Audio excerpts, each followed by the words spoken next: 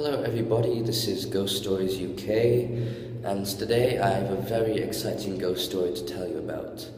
So the story starts when a girl is at school and her friends who are with her that day mention a man's named Sir Benedict Neilson to her.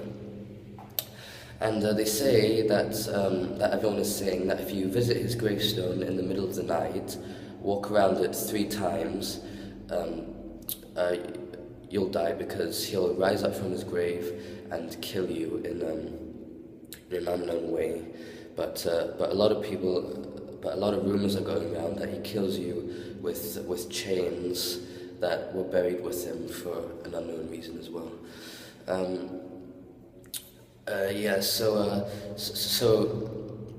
initially the girl is very skeptical of this ghost story, if you like. So her friends, as a dare her to visit his gravestone in the middle of the night, walk around it 3 times, just like everyone else has, and reportedly died, and they wanted to bring a knife with her, and then once she's done that, they want her to stick the knife in the soil to prove that she has been there and she's completed the dare.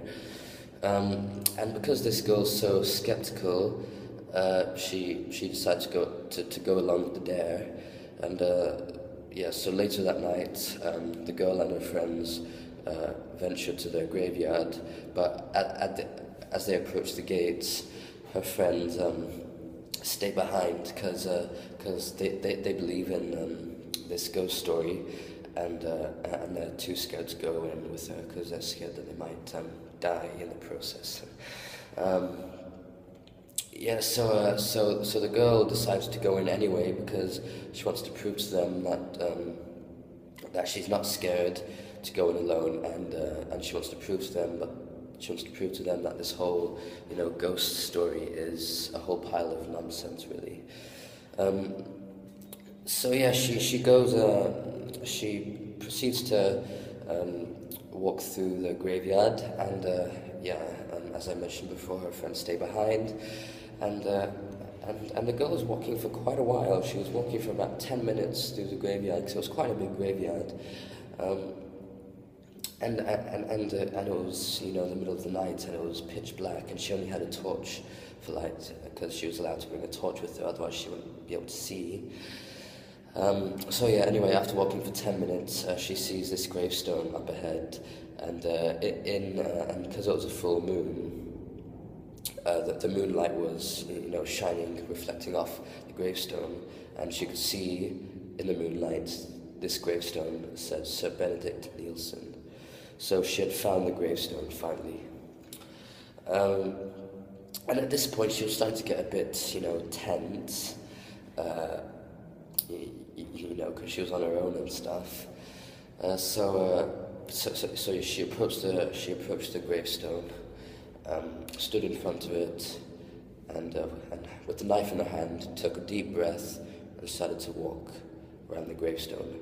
She walked around the first time, then the second time, and taking a deeper breath, she walked around the third and final time. And then, when she completed the 3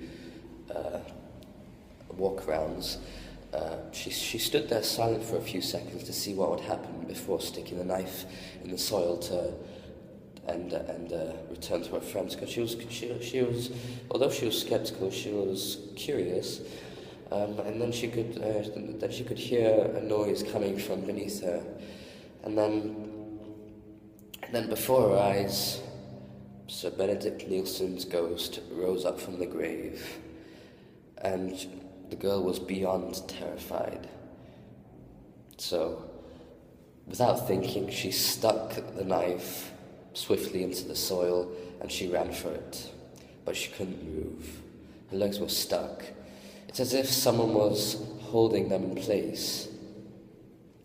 Meanwhile, her friends who were at the graveyard gates were still waiting for her, and at this point it was starting to get a bit concerned because it had been half an hour since they parted with each other, and they were worried were worried that something had happened to her, but they didn't want to go in because they were, all too scared. So their final decision was to wait till the morning, call the police and the ambulance crew to go in and investigate the next day. So they did just that the next morning, and the police, along with the ambulance crew and the doctor, ventured into the graveyard and proceeded through the same pathway that the girl had done hours before. And then after walking for a while, the ambulance crew, the doctor and the police saw Sir Benedict's gravestone, and along with it, they saw the girl's dead body slumped over the gravestone. So later that day, when the girl's body was back at the hospital in the morgue, the doctor who was one of the doctors that went in with the police and ambulance crew to see what had happened. So he examined her body, he stripped her down, and then he saw these chain marks, chain bruises, whatever you want to call it, going across her body. But this obviously could not contribute to her death. So in conclusion, the doctor concluded that the girl had died of a heart attack, because there's no medical term of dying of fright. Okay, that concludes this week of Ghost Stories. I'll be back with you next week to tell you another ghost story, hopefully more exciting and more, scary for you guys. And yeah, I'm starting to get a bit, creeped out around about my surroundings, because I don't often come down here. This is the car park staircase. I haven't been down here in years, and I'm hearing all these weird noises. So I think I'm just going to conclude this quickly and head back up to the flat. That's it for this week, and I'll see you next week for more ghost stories. Bye.